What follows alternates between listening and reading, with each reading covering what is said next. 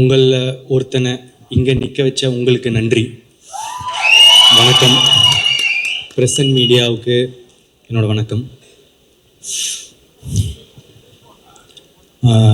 முதல்ல எல்லாருக்கும் தேங்க்ஸ் சொல்லிடுறேன். இந்த படம் நடக்க காரணமாக இருந்த எல்லாருக்கும் தேங்க்ஸ் சொல்லிடுறேன். அதில் முதல்ல AGS, Aghoram sir, Ganesh sir, Suresh sir, அவங்களுக்கு சப்போர்ட்டாக இருக்க அர்ச்சனா மேம், ஐஸ்வர்யா மேம், அவங்களுக்கு சப்போர்ட்டாக இருக்கிற வெங்கட் மணிகம் சார். ஏஜிஎஸ் ஓட எனக்கு இருக்கிற ரிலேஷன்ஷிப் இப்போ ப்ரொஃபஷ்னல் தாண்டி ஒரு மாதிரி பர்சனல் ஆயிடுச்சு. ரொம்ப சில நேரத்தில் எமோஷ்னலாக ஃபீல் பண்ணுவேன்.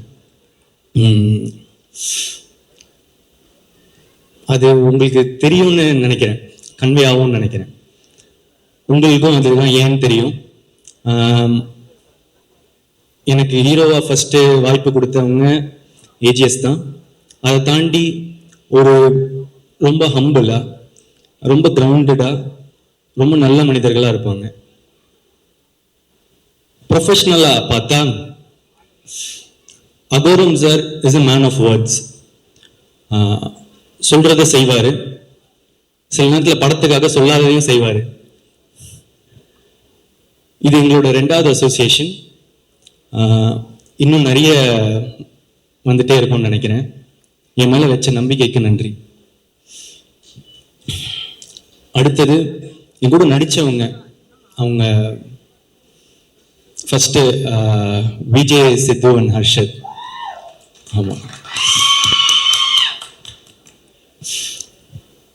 ஒரு பல வருஷம் முன்னாடி ஃபன் பண்ணுறோம்னு ஒரு சீரீஸ் பார்த்துட்டு இருக்கும்போது அதில் மரத்து பக்கத்தில் சாஞ்சு என்னடா வாழ்க்கை இது டேஷ் மாதிரி அப்படின்னாரு. அதை பார்த்துட்டு எனக்கு ரொம்ப பிடிச்சிட்டு அவருக்கு மெசேஜ் அனுப்பிச்சேன்னு நினைக்கிறேன். இப்போ சூப்பராக இருக்கு, பயங்கரமாக பண்ணுறீங்க அப்படின்னு. அப்புறம் பல வருஷம் போச்சு. இப்போ அவர் வாழ்க்கை அப்படி இல்லைன்னு நினைக்கிறேன். பயங்கரமாக சூப்பராக இருக்குல்ல. உழைச்சா வாழ்க்கை நல்லா மாறும்ன்றதுக்கு விஜய் சித்து ஒரு எக்ஸாம்பிள். அண்ட் ஹர்ஷத் கான் செம்ம எனர்ஜி, செம்ம ஃபன்னு,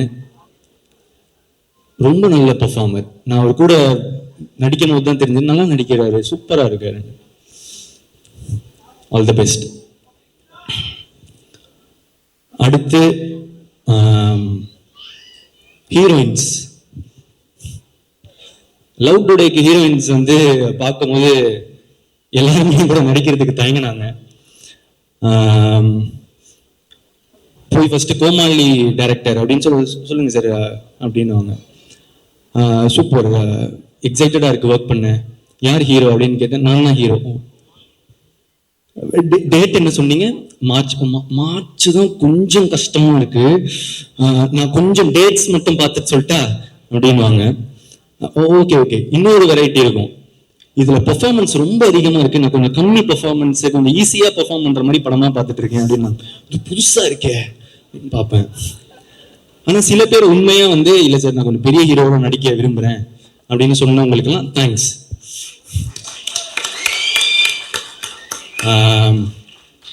அப்படி இருந்த எனக்கு இந்த படத்துல அனுபமா தான் ஹீரோயின் டைரக்டர் சொல்றாரு. ஒன் ஆஃப் த ஹீரோயின், கையோட கோச்சுக்காதீங்க, ஃபர்ஸ்ட் வர அனுபமா ஹீரோயின் அப்படின்னு சொல்றாங்க. நம்ம பிரேமம் ரிலீஸ் ஆகும்போது காலேஜ் நினைச்சு பார்த்துருப்போமா அனுபமாவே நம்ம ஹீரோயின்னு. ஸோ காலையில அன்னைக்கு நாள் ஃபர்ஸ்ட் செட்ல நாள் அனுபமா வரான்னு சொன்னாங்க. ஆளுவா புழலிந்திரத்துன்னு பாடிட்டு வைப்ல இருந்தேன். ஆரோரும் இல்லா நேரத்து அப்படின்னு சொல்லிட்டு இருக்கும் போது அனுபமா வராங்க. பார்த்தா செம்ம கியூட்டு, சூப்பரா நடிச்சாங்க. நான் அவள் அப்படி பெர்ஃபார்மன்ஸ் அந்த மாதிரிலாம் நான் எக்ஸ்பெக்ட் பண்ணல. ஸோ தேங்க்யூ அனுபமா என்னோட நடிச்சதுக்கு. அதுக்கடுத்து Kayadu is a new talent to Tamil cinema. ஆனால் இப்போ கயடு ஃபேன்ஸ்லாம் என்னை போட்டு அடிக்கிறாங்க. ஏன்டா பக்கத்தில் போற, கயாடு பக்கத்தில் போவாதா அந்த மாதிரி சொல்லிட்டு அடிக்கிறாங்க. பசங்களெல்லாம் பிடிச்சிட்டாங்க கயாடு ஆல்ரெடி. ஸோ ஒரு படம் ரிலீஸ் ஆகிறதுக்கு முன்னாடியே வந்து ஃபேன்ஸ் வர்றது வந்து ரொம்ப கஷ்டம். கயடுக்கு அவ்வளோ பெரிய ஃபேன்ஸு, ப்ளஸ் அவங்களுக்கு வந்து நல்லா நடிக்கிறாங்க, ரொம்ப ஹார்ட் ஒர்க்கிங், லைன்ஸ்லாம் அவ்வளோ ப்ராக்டிஸ் பண்ணிட்டு வந்து டெடிக்கேட்டடாக ரொம்ப நல்லா இருந்துச்சு பார்க்க. அதை தாண்டி இப்போ ஒரு நல்ல ஃப்ரெண்டு. அகைன் தேங்க்யூ கயடு என் கூட நடிச்சதுக்கு. அடுத்து மிஷ்கின் சார். இல்லை மிஷ்கின் சார் வந்து எனக்கு ஒரு டெய்லி வந்து ஒரு கிஃப்ட் தருவார். டெய்லியும் ஏதாவது ஒரு கிஃப்ட் வரும். எனக்கு மட்டும் இல்லை, ஆக்சுவலாக எல்லாருக்குமே தருவார். என்னோட மேக்கப் ஆர்டிஸ்டுக்கு வந்து ஒரு பர்த்டே கையை பார்த்தாரு, கையில் எதுவுமே இல்லை, கொஞ்சம் மேலே பார்த்தாரு, வாட்ச் இருந்துச்சு, கைட்டி கொடுத்துட்டாரு. அவ்வளோ நல்ல மனுஷன். ஆக்சுவலாக அவர் பேசுறது ஒருத்தருக்கு ஒரு மாதிரி இருக்கும். நான் ரொம்ப என்ஜாய் பண்ணுவேன். ஸோ அவருக்கு நான் என்ன சொல்லிக்க விரும்புகிறேன்னா, சார் நீங்கள் இருக்கிறதுலே கொடுத்த பெஸ்ட் கிஃப்ட்டு நீங்கள் தான். எனக்கு இந்த படத்துக்கு நீங்கள் தான் பெஸ்ட் கிஃப்ட்டு. எனக்கு நீங்கள் கிடைச்சதும் ஒரு பெரிய கிஃப்ட் சார். படத்தை அப்படி எலிவேட் பண்ணியிருக்காரு. Thank you sir. அடுத்து ஜிவிஎம் சார். அவரை எப்படி எல்லாரும் மக்கள்லாம் பார்க்குறாங்களோ அதே மாதிரி தான் இருக்காரு. கிளாஸு மாசு. நான் அவரோட பெர்ஃபார்மன்ஸ்லாம் பார்க்கறதுக்கு முன்னாடி அவர் பர்சனாலிட்டி தான் பார்த்துட்டு இருப்பேன். ஷூட்டில் எப்படி இருப்பார் அப்படின்னு சொல்லிட்டு உன்னிச்சு பார்த்துட்டு இருப்பேன். அவர் படத்தோட ஹீரோ மாதிரியே இருப்பார். அதுதான் நம்ம அனலைசிங் அவரை பார்க்கும்போது. Thank you sir. அடுத்து KS Ravikumar sir. KS Ravikumar sir வந்து நான் கோமாளியில் பார்க்கும்போது எனக்கு ரொம்ப பயமாக இருக்கும். ஏன்னா அவருக்கு தான் எல்லாமே தெரியுமே, நம்ம சொல்லி என்ன அப்படின்னு சொல்லிட்டு கொஞ்சம் பயமாக இருக்கும். ஆனால் அவர் ரொம்ப ஸ்வீட்டாக நடந்துக்க ஆரம்பிச்சாரு. அந்த பயம் வந்து மரியாதையாக மாறிச்சு. ஆனால் இப்போ அவருக்கு தெரியாது. எனக்கு ஆக்சுவலாக அவரை பார்க்கும்போது ரொம்ப பாசமாக இருக்கும், எமோஷ்னலாக ஃபீல் ஆவேன். ஏன்னா அவர் கண்ணை பார்க்கும்போது எனக்கு அவர் தெரியும், அவர் எனக்காக நல்லது மட்டுமே நினைக்கிறாரு அப்படின்னு எனக்கு தெரிஞ்சது. எனக்கு ஒரு அப்பா மாதிரி அப்படின்னு சொல்லலாம். ஸோ KS ரவிக்குமாருக்கு சாருக்கு தேங்க்ஸ். அடுத்து ஜார்ஜ் மரியம் சார். அவர் மனுஷன் உண்மையிலே வந்து இன்னசென்ட் தாங்க. ஸ்க்ரீனில் பார்க்குறத மாதிரியே தான் அவர் உண்மையிலே இன்னசென்ட்டு. திடீர்னு வந்து அவர் ஏதாவது ஒரு லைன் மிஸ் ஆயிட்டாருன்னா அப்படின்னு ஃப்ரீஸ் ஆயிடுவாரு. இது வந்து அவரு பெர்ஃபார்ம் பண்ணும் போதுன்னு இல்லை, நான் பெர்ஃபார்ம் பண்ணும் போது கூட அவரு லைன் ஏதாவது மிஸ் பண்ணிட்டாருன்னா ஃப்ரீஸ் ஆயிடுவார். ஏன்னா ஐயோ அவங்க பெர்ஃபார்மன்ஸை வந்து நம்ம ஸ்பாயில் பண்ணிட்டோமே அப்படின்னு சொல்லிட்டு அடிக்கடி ஒரு இதுல வந்து அழுகுற மாதிரி இருக்கும். நான் அழுதுட்டு இருப்பேன். அதுல வந்து அவருக்கு ஒரு 4 லைன் இருக்கும். அதுல அப்பப்போ அந்த 4 லைன்ல வந்து அப்படின்னு சொல்லிட்டு ஃப்ரீஸ் ஆகிட்டே இருந்தார். சார் பரவாயில்ல சார், நோ ப்ராப்ளம் சொல்லிட்டா இல்லை. ஆனால் அவருக்கு அவ்வளோ கஷ்டமா இருக்கும் அது. ஸோ உண்மையிலே ரொம்ப இன்னசென்ட். அவர் கூட ஒர்க் பண்ணது ரொம்ப நல்லா இருந்துச்சு. அதுக்கப்புறம் இந்துமணி மேம் என்னோட அம்மாவை நடிச்சிருக்காங்க, ரொம்ப நேச்சுரலாக நடிச்சிருக்காங்க. தேங்க்யூ. அதுக்கப்புறம் நிறைய கெஸ்ட் அப்பியரன்ஸ் இருக்கு. நான் ஷூட்டிங் ஸ்பாட்டில் ரசிச்சுட்டே இருந்த ஸ்னேகா மேம், அதுக்கப்புறம் கோபிகா, அதுக்கப்புறம் வந்து அன்வேஷி ஜெயின். ஏதாவது சில பேரை விட்டுருந்தேன்னா மன்னிச்சிடுங்க, முடிஞ்ச அளவுக்கு ஞாபகம் வச்சுக்கணும்னு தான் பார்க்குறேன். நிறைய பேர் ஃபேட்மேன், ஜோ, இவங்க எல்லாருமே வந்து நடிச்சிருந்தாங்க. தேங்க்யூ. அடுத்தது டெக்னீஷியன்ஸில் வந்து நிக்கத்தோட ஒர்க் பண்ணணும்னு நான் ரொம்ப நாளாக ஆசைப்பட்டுட்டு இருந்தேன். லைக் லவ் டுடே அந்த டைம்லேருந்து வந்து கால் பண்ணிட்டு இருந்தேன். ரொம்ப பிஸியாக இருந்தார். அந்த உண்மைதானே, ஸோ வந்து பிஸியாக இருந்தார், ஒர்க் பண்ண முடியல. மிஸ் ஆகிட்டே இருந்துச்சு. ஆனால் இப்போ 2 படம் ஒர்க் பண்ணுறோம் தொடர்ந்து. ரொம்ப சந்தோஷமா இருக்கு. நான் அவர்கிட்ட எப்பவுமே சொல்றது, நீங்க ஒரு ஜென்டில் மேன் அப்படின்னு சொல்லுவேன். எல்லாரும் அவர் கத்துறது எல்லாம் பாக்குறாங்க. ஆனா நான் அவர்கிட்ட பாக்குறது வந்து அவர் ஏதாவது தப்பா இருந்தாலும் கத்துறாரு. அவருக்கு எல்லாமே கரெக்டா இருக்கணும், அவ்வளவுதான். ரொம்ப ப்ரொஃபஷனலா, ரொம்ப கரெக்டா. நான் அவர்கிட்ட இருந்து நிறைய கத்துக்கிட்டேன், எப்படி பிஹேவ் பண்ணலாம். சில இதெல்லாம் வந்து காலையில வரும்போது விஷ் பண்றதுல இருந்து, சரி இந்த மாதிரி நிக்கிறது மாதிரி நம்மளும் வந்து பண்ணுவோம் அந்த மாதிரி சொல்லிட்டு நான் இப்போ அதை ஃபாலோ பண்றேன். நல்லது நான் கத்துக்க வேண்டியது தானே. ஸோ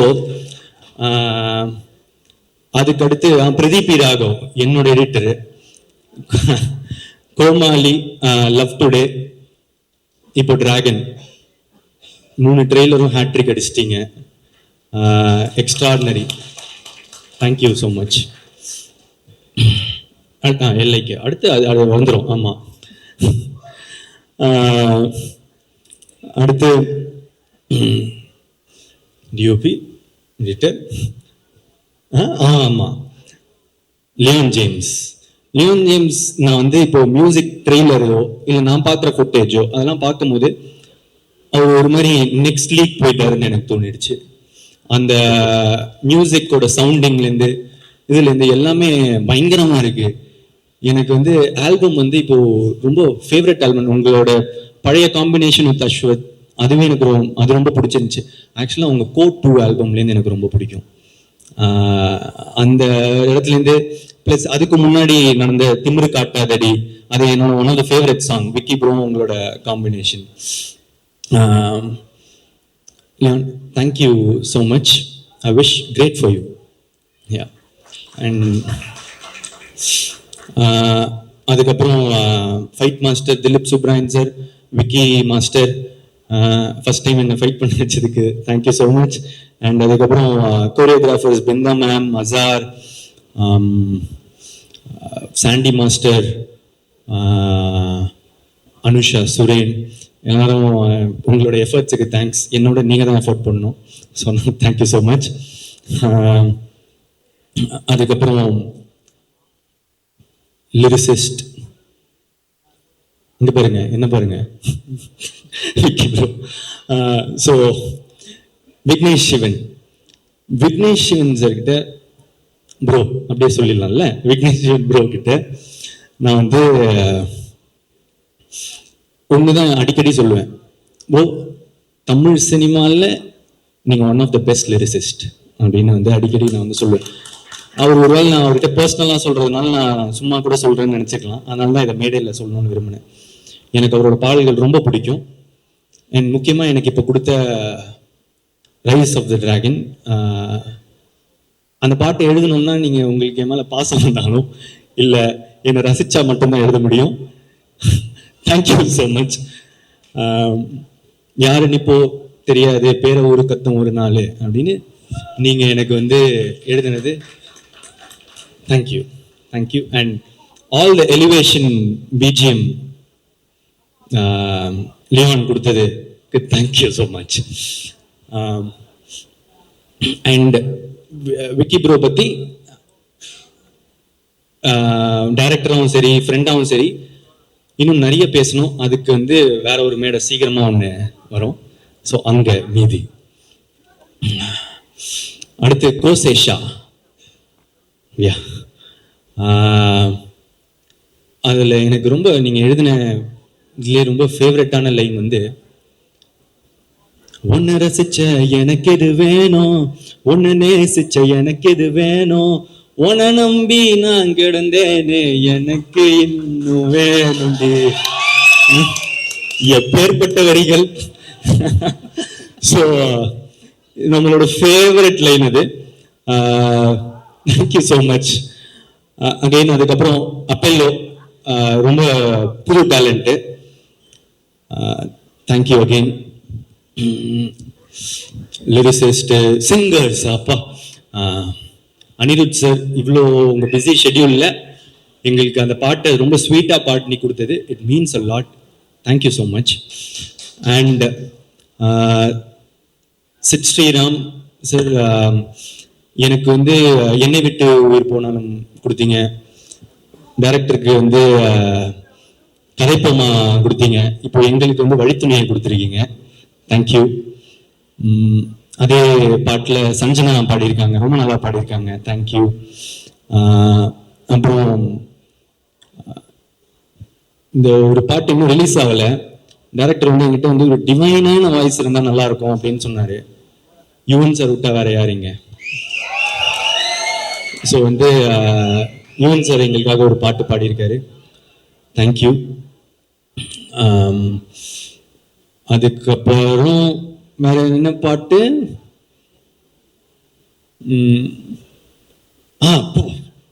ஆமா, STR sir. Thanks sir. First இந்த பாட்டு நீங்க பாடினதுக்கு தேங்க்ஸ். அடுத்து இந்த ஒரு படத்துல நீங்க இந்த படத்துல நடிக்கவே இல்லை, உங்களுக்கு அந்த ப்ரோமோலாம் பண்ணணும்னு அவசியமே இல்லை. ஆனா என்ன கிடைக்கும்னு பார்க்காம என்ன கொடுக்கலான்னு பார்க்குறவங்க தங்க மனசுக்கு தேங்க்யூ ஸோ மச்.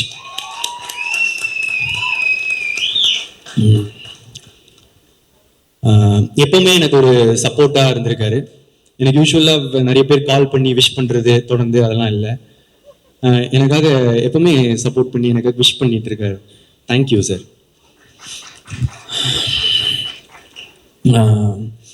அடுத்து ஏதாவது கண்டிப்பா மிஸ் பண்ணுவோம் தான், பார்த்துக்கலாம். வந்து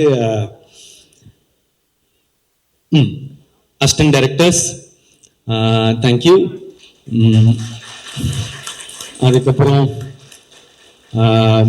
நிக்கில் சார், மாலி சார், டிஸ்ட்ரிபியூட்டர்ஸ், தியேட்டர் ஓனர்ஸ், ட்ரெய்லர்லாம் பார்த்துட்ட பிறகு சூப்பராக மீம் போட்ட மீம் கிரியேட்டர்ஸ், இன்ஃப்ளூயன்சர்ஸ், எல்லாருக்கும் தேங்க்ஸ்.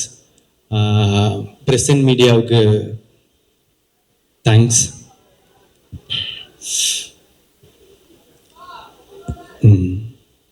கடைசியா டைரக்டர் அஸ்வத் மரிமுத்து,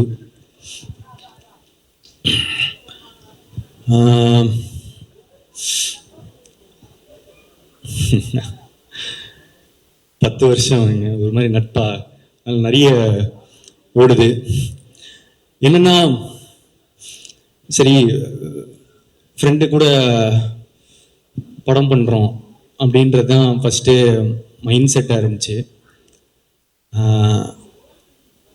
ஆனால் எனக்கு ஒரு ஃப்ரெண்டாக தெரியும், ஒரு ரைட்டராக தெரியும், ஆனால் டைரக்டராக தெரியாது எப்படி ஒர்க் பண்ணுவாருலாம். அவர் எப்படிப்பட்ட ஒரு டைரக்டர்னு நான் உங்களுக்கு சொல்கிறேன். டப்பிங்கில் வந்து நான் போய் உட்காடுறேன். முதல் டைலாக் என்னன்னா, நான் டை கட்டும் போது அப்படின்னு சொல்லிட்டு இப்படி ஏற்றி கட்டணும், இவ்வளோதான். இவ்வளோதான். இப்போ இந்த ஊக்கு வந்து பிரதீப் அந்த ஊன்ல ஒரு கான்ஃபிடென்ஸ் இல்லை அப்படின்னாரு. கான்ஃபிடென்ட்டாக ஊ சொல்லு. ஊன்ல ஒரு கான்ஃபிடென்ஸா? ஓகே. அந்த இப்போ ஊரும் சொன்னல அந்த மாதிரி இன்னும் கொஞ்சம் அதிகமாக. பிரதீப் அவ்வளோ இல்லை, நீ சொல்லும் போது வெளியே இருக்கிறவங்களுக்கா கேட்கணும், உனக்கு நீயே ஒன்று அப்படி பண்ணிக்கிறது தானே. சரி சரி சரி. இது சொன்னா கேட்கவே கேட்காது. ஓகே. இப்போ என்ன பண்ற, மூச்சு விட்டுட்டே அந்த ஊமை சொல்லு. ப்ளோ வருதுடா. ஓகே. கிராக் ஆயிடுச்சு. பேஸா சொல்லு. ஓகே. இவ்வளோ கான்ஃபிடென்ட்டா சொல்லணும், பேஸோட சொல்லணும், கிராக் ஆகக்கூடாது, மூச்சு வரக்கூடாது, மூச்சு விடணும், சத்தமாக வரக்கூடாது, சத்தம் இல்லாமல் இருக்க முடியாது, கொஞ்ச மாதிரி கேட்குறமா இருக்கணும். இல்லை இல்லை இல்லை அப்படின்னு போய்கிட்டே இருந்துச்சு. ஓய்யோ செத்தேன்டா இன்னைக்கு அப்படின்ற மாதிரி அவ்வளோதான் முடிஞ்சு இந்த டப்பிங்கு அப்படின்னு மனசுல நினைச்சுக்கிட்டேன். இப்போ என்னன்னா சார் ப்ரோ என்ன பண்ணுங்க, அந்த வீடியோவை கட் பண்றீங்க, நான் பாட்டுக்கு ஊவா தரேன், நீங்க எந்த ஊ கரெக்டா இருக்குன்னு நீங்க வச்சுக்கோங்க அப்படின்னு சொல்லிட்டு சொல்லிட்டு நான் பாட்டுக்கு கொடுக்க ஆரம்பிச்சிட்டேன். இதுல அப்பவும் சாட்டிஸ்பாக்சன் இல்லை, என்ன பண்றது தெரியல. அதுக்கப்புறம் நீங்க ஒரு தப்பா எடுத்துக்கலாம், ஒண்ணு செய்யலாமா, உங்களோட வாய்ஸ் யாருக்கும் தெரியாது, நீங்க வந்து அந்த மட்டும் கொடுத்துட்டீங்கன்னா ஆடியன்ஸ்க்கு தெரியாது, விட்டுறலாம். அது எப்படிரா, இவ்வளோ ஊழியே நான் இவ்வளோ பெர்ஃபெக்ஷன் பார்க்குறேன், என் வாய்ஸ் வந்தால் தப்பாக இருக்காது அப்படின்னாரு. அப்புறம் நான் பல 100 ஒரு அரை மணி நேரம் 1 மணி நேரம் போச்சு ஊழே. ஒரு இப்போ கூட சாட்டிஸ்ஃபேக்ஷன் இல்லை, ஏதோ கிடைச்சது வந்துருச்சுன்னு சொல்லி விட்டாரு. ஸோ அப்படி பார்த்த ஒருத்தருக்கு சரி இப்படி பண்றாரு அப்படின்னு யோசிக்கும் போது சரி நான் ஏன் பண்ணேன் அப்படின்னு கேட்டா, ஏன்னா நம்பினேன் நல்லதா தான் பண்ணுவார், எனக்கு ஃப்ரெண்ட் இல்லை. ஏன்னா ஒரு ஃப்ரெண்டு சில நேரத்தில் வந்து அன்பா சொல்லுவான், சில நேரத்தில் அடிச்சு சொல்லுவான், ஆனா நமக்காக நல்லது மட்டும்தான் சொல்லுவான். அது வந்து நான் எனக்காக எப்பவுமே நல்லது மட்டும் நினைக்கிற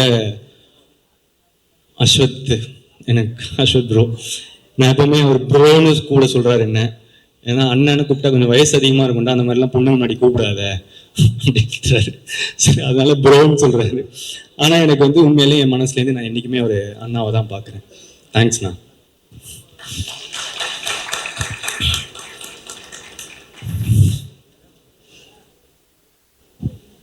இந்த நம்பிக்கையை தாண்டி ஃப்ரெண்டுன்னு மட்டும் நம்ப முடியுமா? படம் இல்லை, பிஸ்னஸ் வேற. ஸோ அதனால ஆனால் பார்த்தா உண்மை கடவுளேன்னு ஒரு பிளாக் பஸ்டர் ஃபிலிம் கொடுத்துருக்காரு. சரி டேரக்டர் சொன்னால் கண்டிப்பாக அப்போது விட்டு கொடுத்த டேரக்டர்னா கண்டிப்பாக நல்லா தானே இருக்கணும் அப்படின்னு சொல்லிட்டு எல்லாம் நம்பிக்கையோட பண்ண படம் தான் டிராகன். இந்த டிராகனில் வந்து நான் அவ்வளோவா பண்ணலைங்க. அவர் என்ன பண்ணியிருக்காரோ, அவர் எனக்கு என்ன சொல்லி கொடுத்தாரோ அதுதான் பண்ணேன். உண்மையான டிராகன் வந்து அவரு தான். So thank you Ashok bro. இப்போ மேட்ருக்கு வருவோம். என்னன்னா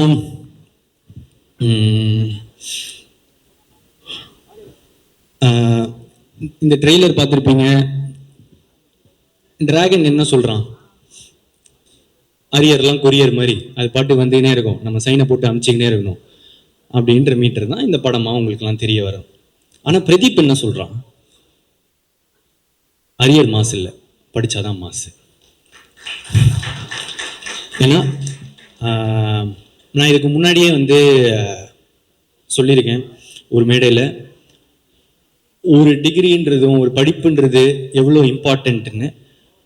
எங்கள் அப்பா எங்களை ரொம்ப கஷ்டப்பட்டு படிக்க வச்சதுனால தான் எனக்கு கோமாளின்ற ஒரு படமே கிடைச்சதுன்னு நான் சொல்லியிருக்கேன். ஃபர்ஸ்ட் டைம் கிராஜுவேட்ஸ்க்கு, ஃபர்ஸ்ட் ஜென்ரேஷன் கிராஜுவேட்ஸ்க்கு அது எவ்வளோ இம்பார்ட்டன்ட்னு தெரியும். பிரதீப் வந்து 12th 98% வாங்கி, காலேஜில் 80% வாங்கி, ஐடியில் பிளேஸ் ஆகி 1.5 வருஷம் வேலை செஞ்சு, கேப்பில் சாட்டர்டே சண்டே ஆனால் ஷார்ட் ஃபிலிம்ஸ் எடுத்து, நிறைய புக்ஸ் படித்து, நிறைய டுட்டோரியல்ஸ் படித்து தான் நான் வந்து இங்கே வந்திருக்கேன். ஸோ படிப்பு, லேர்னிங், கற்றுக்கிறது அதுதான் முக்கியம், அது ரொம்ப இம்பார்ட்டன்ட். அந்த மாதிரி ஒரு நல்ல விஷயத்தை தான் இந்த படமும் சொல்லுது. அப்புறம் இன்னொரு விஷயம், நல்ல விஷயம் சொல்லுது அம்மா அப்பா பற்றி. நான் ஏற்கனவே சொன்னது தான், என்னென்னா சில பேர் முன்னாடி பார்த்து சிரிப்பாங்க, பின்னாடி போய் மறைப்பாங்க. ஆனால் முன்னாடி பின்னாடி எல்லா சைட்லேயும் நமக்காக சிரிக்கிறவங்க, நல்லதே நினைக்கிறவங்க நம்ம அம்மா அப்பா மட்டும்தான். அதுதான் இந்த டிராகனும் திரும்ப சொல்லுது. லாஸ்டா இந்த நேரத்தில்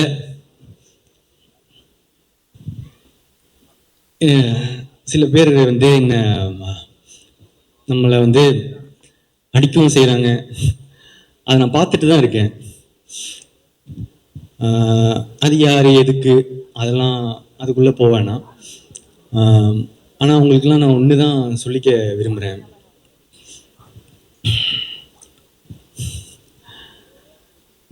ஒரு செடி வளரும்போது சில பேர் வந்து அதோட இலையை பிச்சு போட்டு போவாங்க, காம்பை உடச்சி போட்டு போவாங்க, சில பேர் மிதிச்சுட்டு போவாங்க. ஆனால் அந்த டைம்ல எல்லாம் அந்த செடியோட வேறு கீழே வளர்ந்துட்டு ஸ்ட்ராங் ஆகிட்டு போயிட்டு தான் இருக்கும். அது மட்டும் அந்த இப்போ கொடுக்குற வழியெல்லாம் தாங்கிடுச்சுன்னா அதுக்கப்புறம் அது ஒரு பெரிய மரமா வளர்றத யாராலையும் தடுத்து நிறுத்த முடியாது. இந்த நேரத்துல அந்த செடிக்கு தண்ணி ஊத்துற எல்லாருக்கும் நன்றி.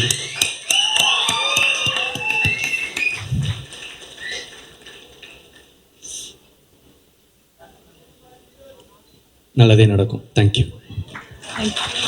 சார், ஒரு நிமிஷம்.